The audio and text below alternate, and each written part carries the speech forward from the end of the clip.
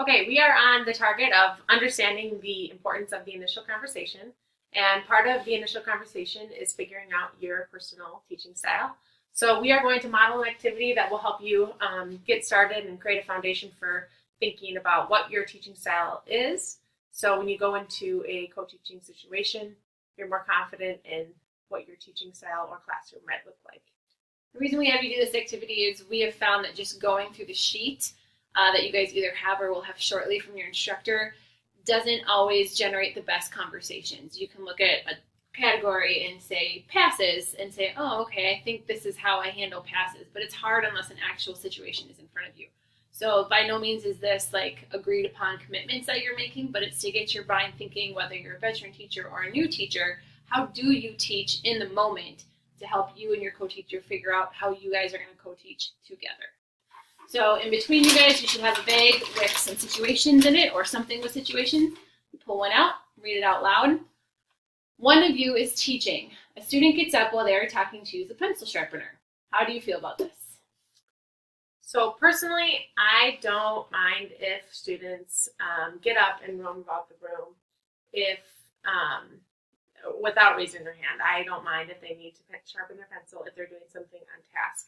However, if someone else is addressing the class, so my co-teacher or a presenter or another student, I would want them to have respect for that person talking.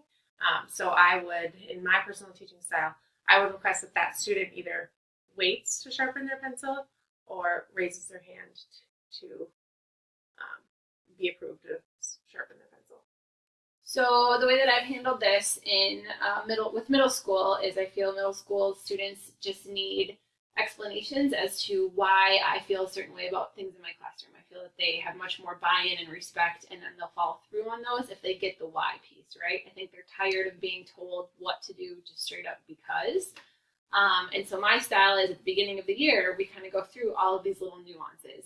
If I'm directly teaching, I have two pencil sharpeners, electric one that works better and handheld, and the electric one is super noisy.